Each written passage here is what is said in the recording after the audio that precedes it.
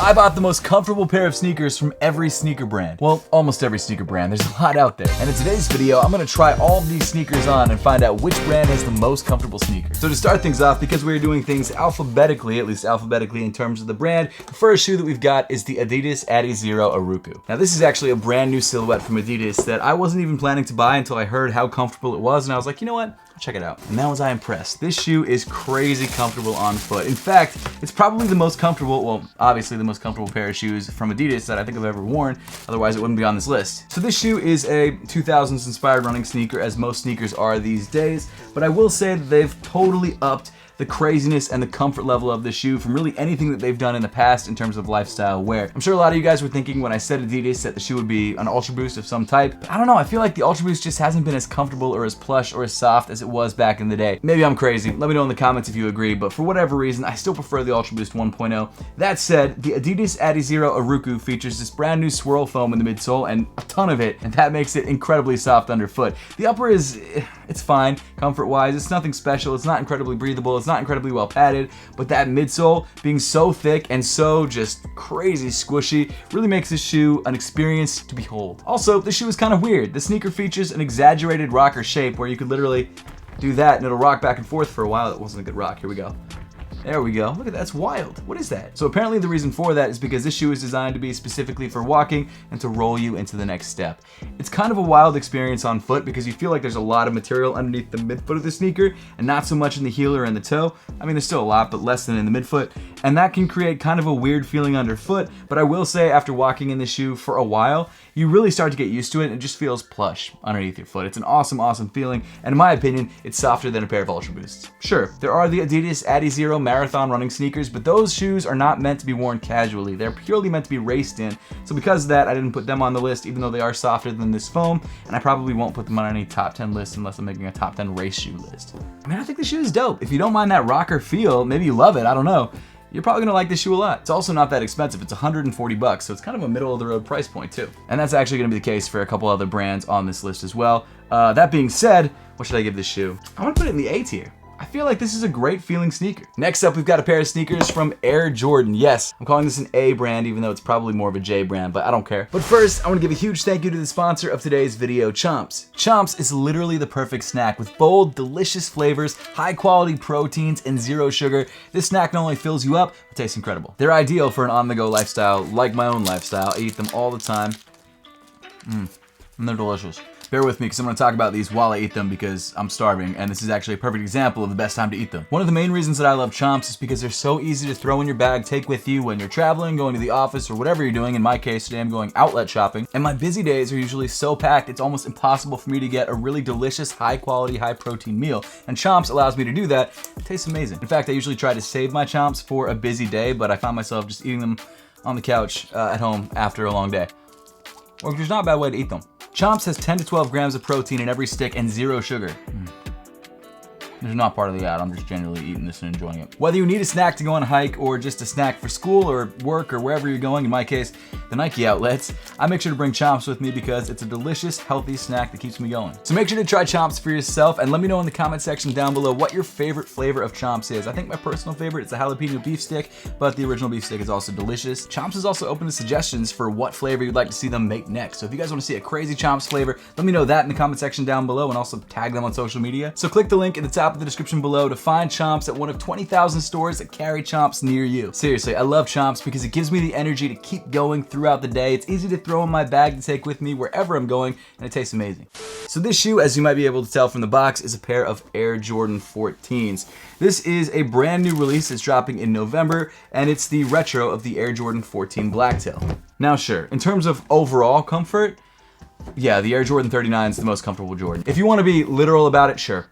We'll go with the Air Jordan 39. But realistically, if you're wearing a pair casually, the Air Jordan 14 is probably the best way to go. With this shoe, you're getting that retro aesthetic, you're getting that classic Michael Jordan history, a pair of sneakers that Michael actually wore while he was playing basketball at his peak. And it's one of those shoes that I think will always be iconic and a sneaker that may never fully go out of style. Now sure, comparing the shoe to the other shoes, I realized how not comfortable this shoe was. I wouldn't say it's uncomfortable, it's just not It's not comfy. I mean, the shoe came out in 1999. It's not gonna break any comfort records, but it does feel good on feet, and playing basketball in it isn't terrible either. Plus, it looks cool. Like, this shoe looks cool. This is the kind of sneaker that you can wear around and people will be like, ooh, you're a sneakerhead, I like that. The design of the shoe was inspired by sports cars and Michael Jordan's love of sports cars, as you could probably tell from the shape of the shoe and also the Ferrari logo inspired Jumpman on the side of the sneaker. But the 14 and actually the 39 are both pretty expensive sneakers. They both come in around the $200 price point range, which is not cheap. It features a zoom air unit in the heel and an articulated zoom air unit in the forefoot, which both feel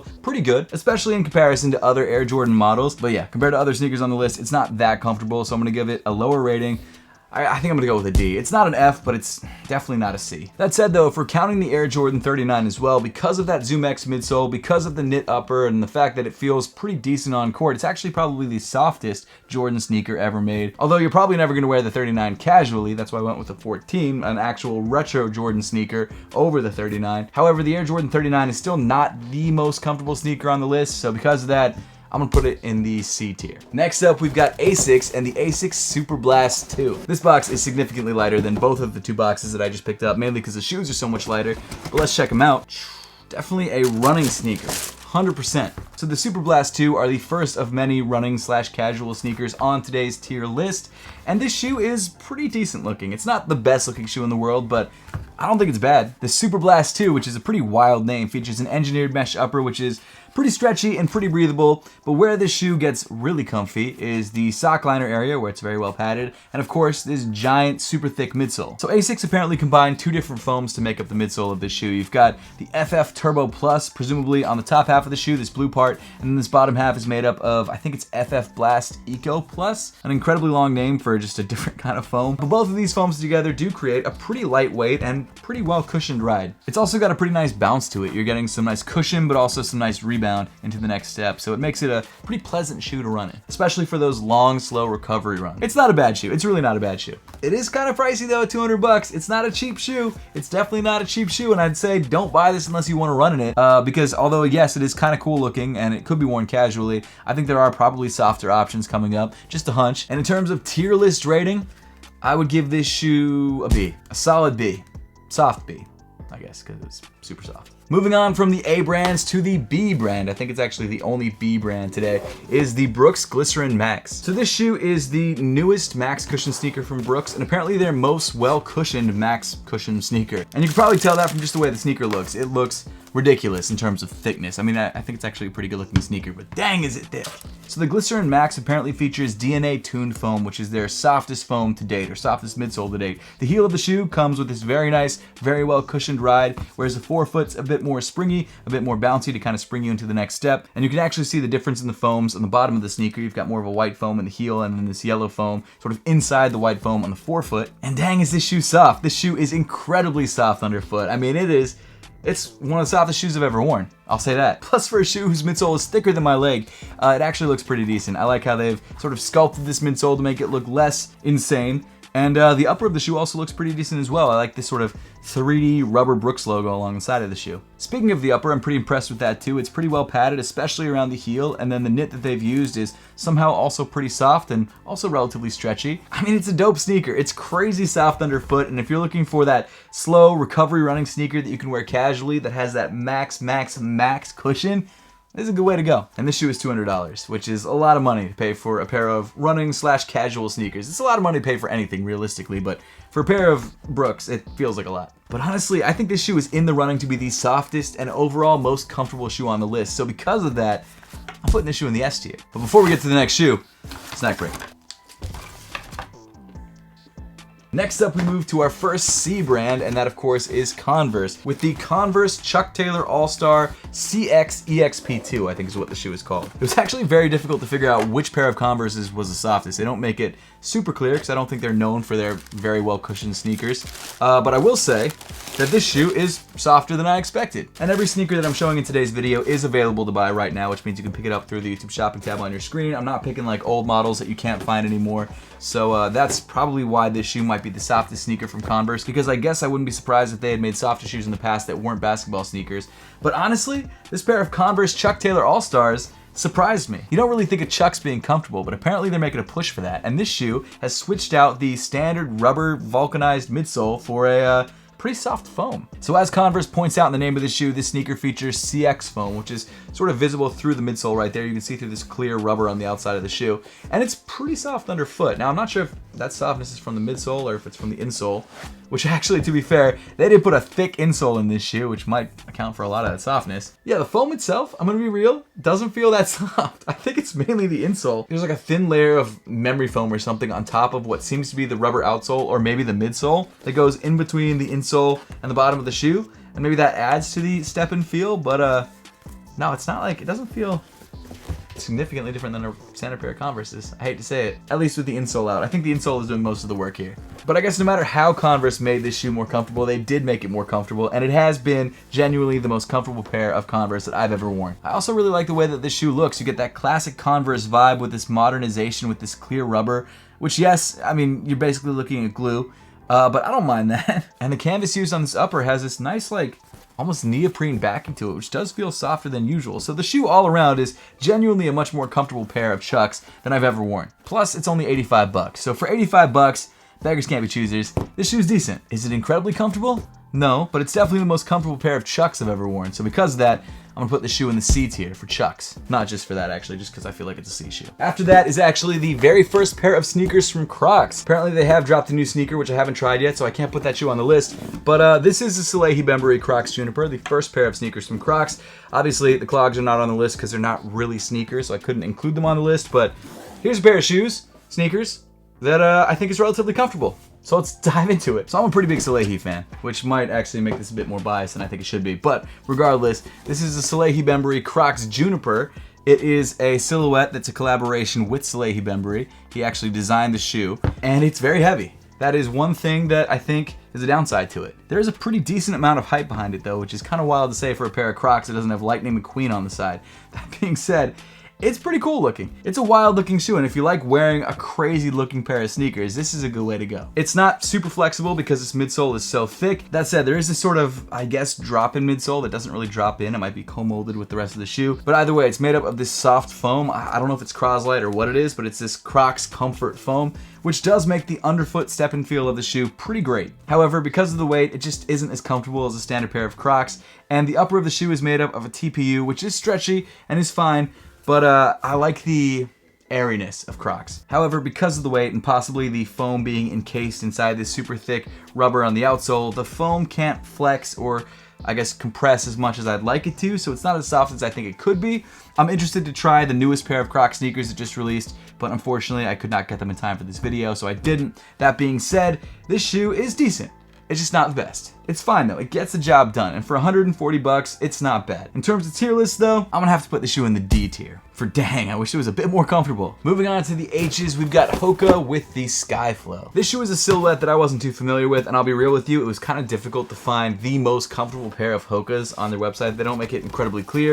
That being said, from what I could tell, from reviews online, from their website, this seems to be one of their max cushion shoes, although on their website they call it balanced cushion, as if it's like not one of their softest shoes. However, it is pretty soft on foot. I'm pretty impressed by the comfort level of this shoe. The Skyflow is most definitely a running sneaker. It looks like a running sneaker, it feels like a running sneaker, but it does feature what they call super critically foamed EVA, which I at first thought I was misreading. I thought it was super critically formed EVA, but it is foamed EVA.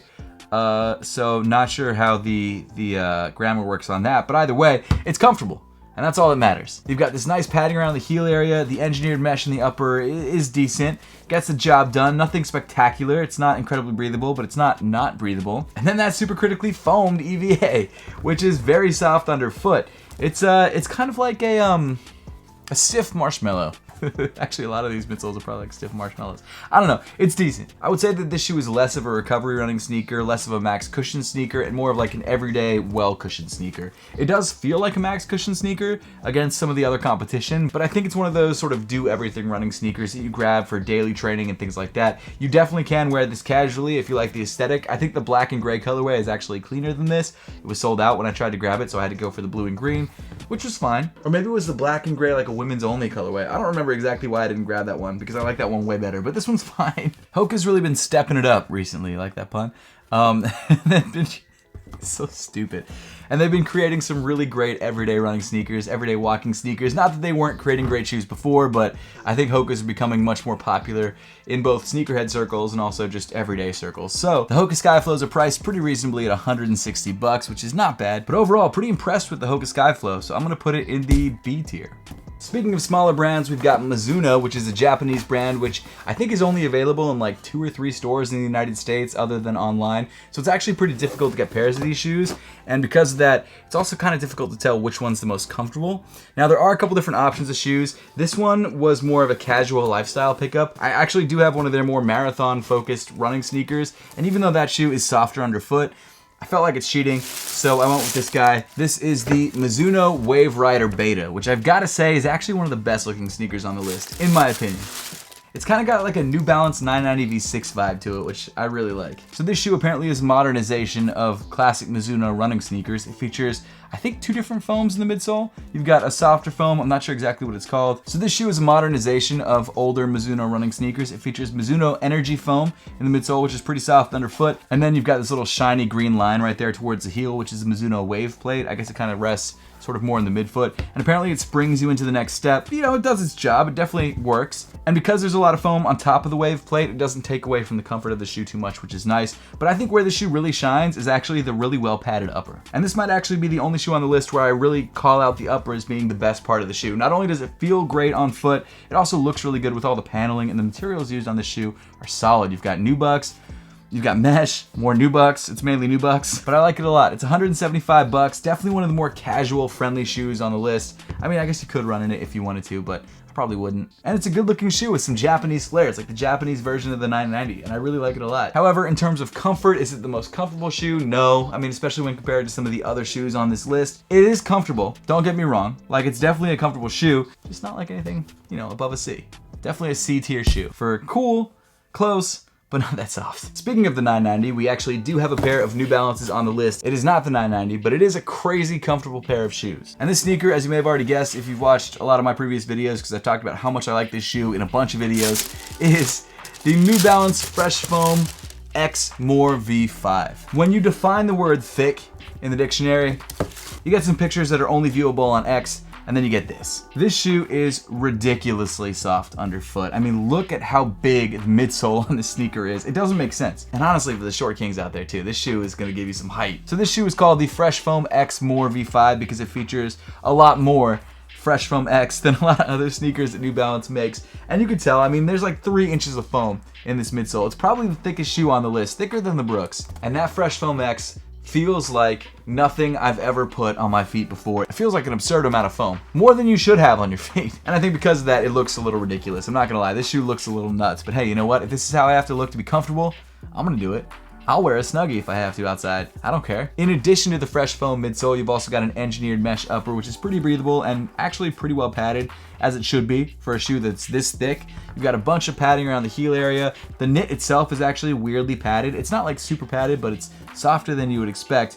And the tongue, also pretty well padded. But yes, a majority of the cushion is coming from the midsole. In fact, let me grab just a regular pair of shoes to show you the difference. Here's a Jordan 1.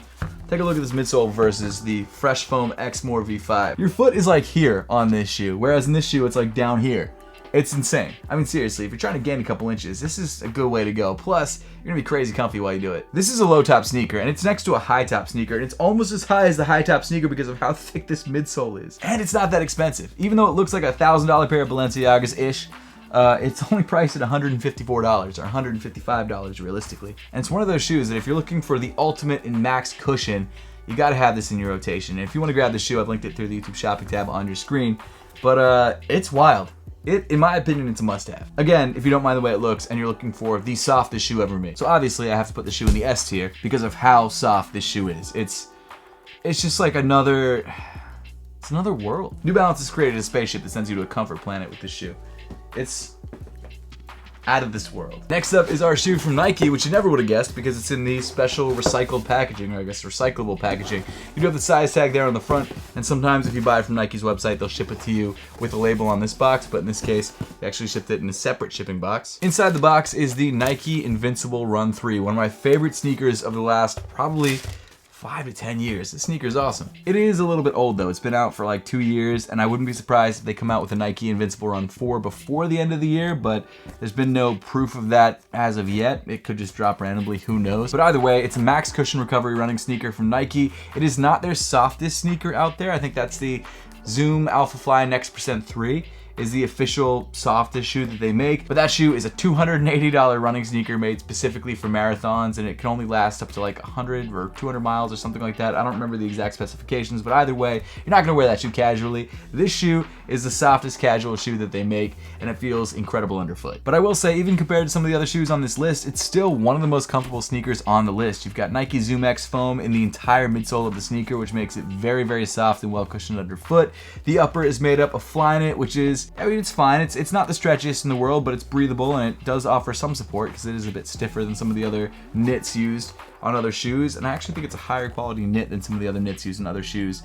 And it's a good looking sneaker. I actually think it's a clean look, especially in this red and white colorway. And because the sneaker is relatively old, you can get it on sale for like 130 bucks. It's usually priced at 180, but I grabbed this pair for, I think even less than that. I think like 120. And actually, if you guys want to grab this shoe for yourself and maybe check some of the sales that are going on at the time that you're watching this video, I've made sure to link it through the YouTube shopping tab on your screen. It's an awesome shoe. Even if the new ones come out by the time you're watching this, I still think the 3 is a great sneaker, and if you can grab it for like 100 bucks, that's a deal. And when it comes to comfort, this shoe is great. I'm gonna have to put this shoe in the A tier. It's really like one of the best sneakers on this list. So to follow that shoe up, we've got a pair of sneakers from On. This is the On Cloud Eclipse.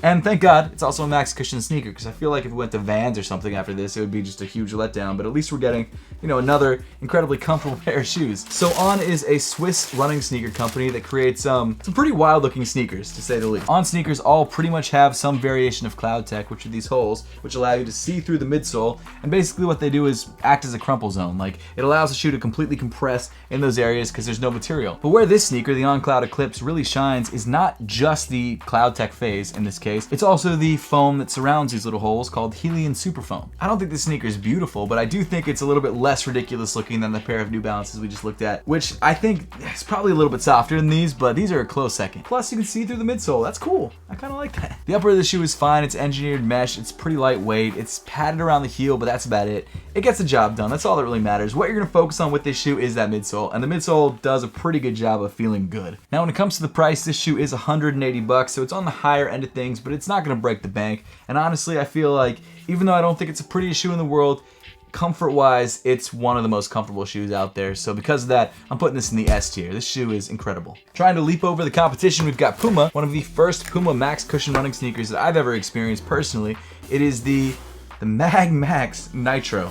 Mag Max, what a name. What an interesting... It's really hard to Google these shoes. I don't know what it is about thick midsole shoes these days, but they are all just chunky boys. Let me tell you, they're all, I mean, this is like the best time to be short ever. And as someone who's almost tall at 5'10", I lie and say 5'11", but I'm really 5'10", it's nice to have these shoes because I hit a solid 6 in these guys. It's great. So the Puma Mag Maxes feature just a huge amount of what they call nitro foam, which is a very soft but also very springy foam underneath your foot. As with a lot of the other shoes on the list, this sneaker comes with an engineered mesh upper and some pretty nice padding around the heel area. I think visually the shoe is more aggressive than really any other shoe other than maybe the Asics that we looked at earlier on in the video.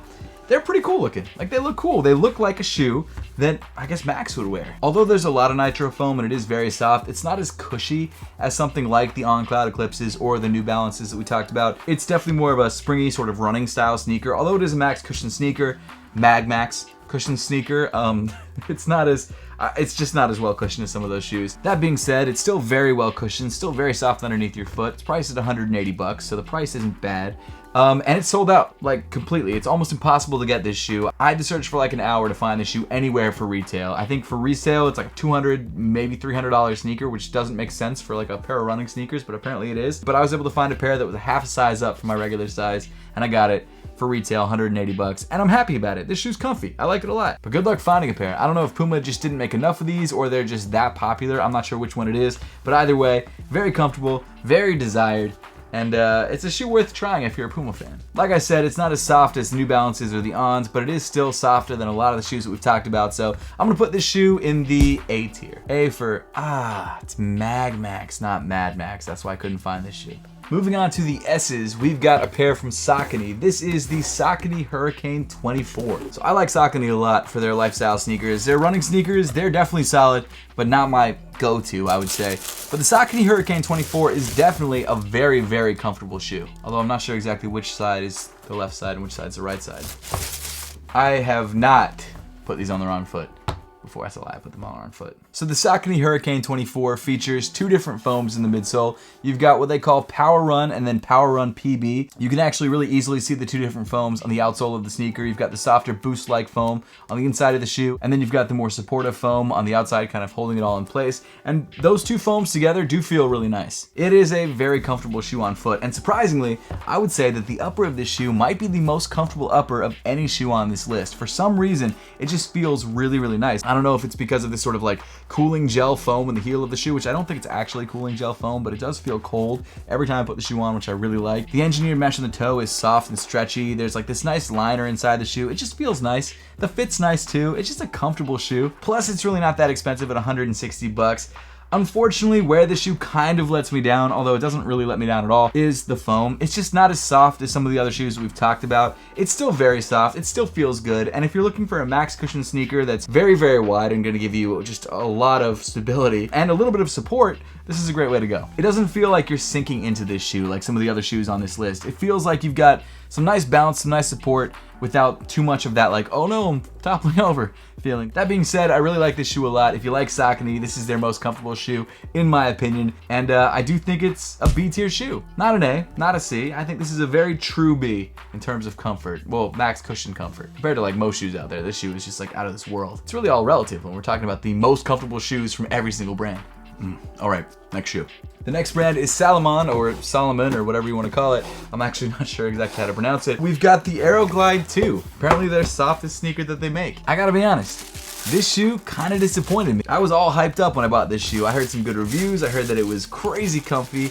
And then I pulled it out of the box, threw it on my feet, and I was like, this is not anywhere close to as soft as it looks like it should be. So the shoe features energy foam, which is Salomon's max cushion foam apparently, and there's a lot of it. Like, there's a lot of foam in the midsole of the sneaker. But even with that, it still doesn't feel anywhere close to as soft as some of the other max cushion shoes on this list. It doesn't feel bad, like it's still a very comfortable sneaker, but it just feels stiff compared to something like the New Balance or the Nike or really any of the other max cushion sneakers. I mean, the upper feels good, it's very well padded, the tongue is nicely padded, the knit is nice. I think it looks really good. It's actually a decent looking running sneaker all the way around, especially in this colorway, but the foam is just disappointing. It's just not soft enough. Maybe if you like a firmer ride, this is the max cushion sneaker for you. I don't know why you'd be buying a max cushion sneaker if you like firmer rides. It just doesn't feel like a max cushion shoe for me. And compared to like some of the more retro Salomon sneakers, yes, it is, I guess, softer, but I don't know. Compared to the other shoes on this list, nah, it's not that soft. I mean, it's 160 bucks, which yes, isn't a terrible price, but you could buy other sneakers that are way softer for the same price, even less. And I don't know, I don't love the way that it feels on feet. Although it is still a very comfortable sneaker, the fact that this max cushion foam is not as plush as I think it should be, because it's not super soft, I feel like that does kind of hamper the overall comfort rating of the shoe. It's still a comfortable shoe. I feel like I have to say that for all the shoes I'm not like 100% gung-ho about, but like it's just not in the same league as some of these other shoes. So because of that, I'm gonna have to put it in the C tier. Like, if this is truly Salomon's most comfortable shoe, which I'm not 100% sure about, especially after feeling it, it's not that soft. I'm sorry, it's not. Why does Skechers like market on their boxes? Like, the entire box feels like one of those ads that you get like during midday TV. It's ridiculous. Probably because the shoe is marketed to those people exactly. And actually, come to think of it, I feel like Skechers for most people are impulse purchases, and the kind of stores that you buy these shoes in, the boxes are usually out on the floor, which isn't a bad thing. But there's definitely a market that they're going for with this shoe and this packaging. So yes, we do have a pair of Skechers here. This is the Skechers Max Cushioning Premier 2.0. So they literally put max cushioning in the name. I guess that's fair. They want people to know exactly what it is. No more bending. I think that's because it's a slip-on, even though it has laces. So the Max Cushioning Premier 2s are one of Skechers' max cushioning sneakers. It is incredibly difficult to figure out which pair of Skechers are the softest underfoot. I think it's these, but there's a very real possibility that there's another shoe that's softer than this. The naming schemes are so convoluted. You'd think because the shoe is called the Max Cushion that it would be the Max Cushion shoe, but there's like 7 different variations of the Max Cushion shoe. I don't know which one's the most comfortable. This one is waterproof. apparently. And the heel of the shoe is basically like made of plastic, so you can literally slide your foot into the shoe. It's literally a slip-on, but it still has laces. I think the laces are purely just there for aesthetics. I don't know if they actually help tighten the shoe. The bottom of the shoe calls out that it features natural rocker technology, which I'm assuming is just the shape of the bottom of the shoe. They've got Goodyear rubber on the yellow portions of this colorway, and then some sort of foam. I don't know exactly what it's called. Ultra Go cushioned platform is what they call it. And then it also features a Skechers air-cooled Goga mat, which I think is the insole. Skechers has got their demo locked down, man, and I've got to admit that this shoe was very comfortable. Although I didn't love the way that it looked on foot, it didn't look anywhere close to as bad as I was expecting the most comfortable pair of Skechers to look. And apparently this one's 100% waterproof. The standard Max Cushion Premier 2 is not, and it comes in at a retail price of $105. I think I spent maybe closer to $130 on this shoe. I don't remember, I bought it on Amazon. It's not an uncomfortable shoe, and most of that comes from this midsole cushion. The Max Cushion in the midsole is soft. The insole does cool your foot. Skechers knows what they're doing. That's why they're one of the biggest sneaker brands out there. They really know what they're doing. Joel Embiid, one of my favorite basketball players who plays for the Philadelphia 76ers, my favorite basketball team, has a shoe with Skechers. So they are definitely attempting to do what Crocs did, where Crocs somehow turned themselves cool. I think Skechers is trying to do the same thing, and crazily enough, they might be able to do it because their shoes are actually relatively decent, especially for the price point. I mean, this shoe is a comfortable shoe. Would I actually wear this shoe outside of testing it for this video? No, not a chance. But for the video, it's very comfortable on foot. In fact, I'm gonna put the shoe in the B tier. Barely able to live with myself because I own this shoe. After that, we've got a pair of Reeboks. This is the Reebok Float Zig 1. A pair of sneakers that I didn't even know existed until I was researching for this video. And you know what? They're not bad. So Reebok is owned by Adidas, and because of that, you've got some Adidas packaging and probably some Adidas technologies bouncing around somewhere, possibly in the midsole of the shoe, I can't totally tell. The Float Zig 1 is essentially a max cushion running sneaker that features Float Ride energy foam, which looks a lot like Boost. Again, they're owned by Adidas, so they probably do share some technologies and then just rename it. But this shoe is surprisingly comfortable underfoot, and even though it's got sort of a modern look to it, it also features that sort of retro aesthetic, and I actually really like this shoe a lot. You of course have an engineered mesh upper with some fuse overlays. You've got this nice sort of orange fade that runs from the toe of the sneaker all the way to the heel or close to the heel. It obviously changes depending on the colorway, but it's a clean look. It does give you a very Zig Tech vibe, which I'm into. That's sort of the retro aesthetic that I'm talking about. It's a cool sneaker, and it's very comfortable underfoot. I would say it's comparable to like a pair of, I'd say Ultra Boost, honestly. And it might be because of the Boost or Float Energy or whatever it's called. I think it's called Float Ride Energy. I don't know. Doesn't matter. It feels like a pair of Ultra Boosts, and it looks better, in my opinion, at least better than the recent Ultra Boosts that have been out there. Plus, it's really inexpensive. It comes in at just $130, which I feel like is a steal for the amount of comfort that you're getting in this shoe. I mean, sure, the Skechers were $105, but if you want to wear a pair of sneakers that doesn't make you feel like you're 70, get these. And cushioning wise, they feel great under feet. I feel like this is a really, really solid sneaker from Reebok. Hopefully they keep it up. Hopefully the version 2 looks as good as this, hopefully better. We'll see what happens. And the cushioning is awesome. I'm gonna put this in the B tier. This is a dope sneaker. Next up, we've got a pair of Vans. Now this was incredibly difficult because I used to work at Vans. I'm pretty familiar with most of the Vans silhouettes, but I know that they're all not very comfortable. Over the years, Vans has tried different things to make their shoes a bit more comfortable, like Comfy Cush, which is a softer midsole foam, but they're still not super comfortable. So this shoe was me trying something a little bit different. From all the research that I did, I think it could be the most comfortable pair of Vans, but I'm not 100% sure because I haven't tried every pair of Vans. So this is the Vans MTE Crosspath, one of their new all-terrain, I don't know, they call it their like all environment shoe or something like that. Made for the elements. It's their made for the elements shoe, which I guess is a hiking-ish sneaker, I don't know. So this sneaker looks like a pretty big departure from a regular pair of Vans. It comes with a much more sleek aesthetic. It features a lot of padding around the ankle, which not a lot of pairs of Vans have.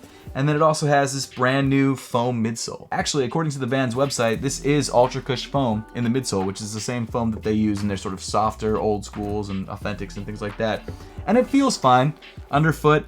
It's definitely not, it's not like super soft. It's actually, I don't know, I didn't find this shoe that comfortable, I'll be real with you. I don't mind regular Vans. I wear a lot of Air Jordan 1s. I'm used to very basic footwear, but when you buy a shoe specifically to be more comfortable than what I usually wear, but when you buy a shoe to be specifically more comfortable than the other shoes from that brand, you expect it to be a bit more comfortable than the other shoes from that brand. And I guess objectively, that might be the case with these. They're kind of stiff. I wouldn't go as far as to say that these are uncomfortable. I do think that they're fine. They get the job done. They're comfy, but they're not, I mean, they're definitely the worst shoe on the list. It also doesn't help that this shoe is waterproofed, so you've got like this sort of nylon upper or Gore-Tex upper or whatever it is. The real padding on the shoe, the softest part of the shoe is the heel area. The midsole, it's soft-ish, but hey, I guess it is softer than a regular rubber cup sole, so there's that. I mean, visually, it's really not a bad-looking sneaker, but it is priced pretty high for what it is. This shoe comes in at 130 bucks,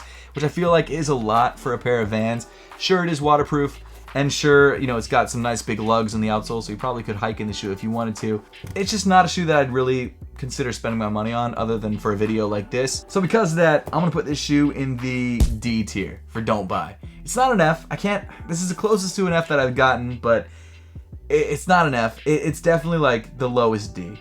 It's down bad, I'll say that. I would rather wear a regular pair of Vans, if I'm honest with you, like a pair of old schools or authentics. This shoe is just, it's not really it for me. It's fine if you want to go for a hike in Vans specifically, but other than that, I'm good. All right, so looking at the tier list, it looks like there are 3 brands that have S tier sneakers. We've got the Brooks Glycerin Max, we've got the New Balance Fresh Foam X More V5, and we've got the On Cloud Eclipse. And out of those 3 shoes, I think I have to go with the New Balance Fresh Foam X More V5. This shoe is just so crazy comfortable underfoot, it's on a different level. I don't think there's any shoe that matches this shoe in terms of underfoot comfort. Seriously, if you're looking for the comfiest shoe out there, grab this shoe. I've made sure to link it through the YouTube shopping tab on your screen. And speaking of that, if you want to grab any of these shoes, they're all great shoes, even though this one's definitely the most comfortable. You can grab all of them through the YouTube shopping tab on your screen. But hey, if you made it this far in the video, comment your favorite sneaker of all time in the comment section down below. I don't care if it's a pair of Crocs, pair of Skechers, or a pair of Jordans. Let me know that favorite sneaker in the comment section. Thank you all so much for watching. Make sure to subscribe if you haven't yet, and I'll see you all in the next one.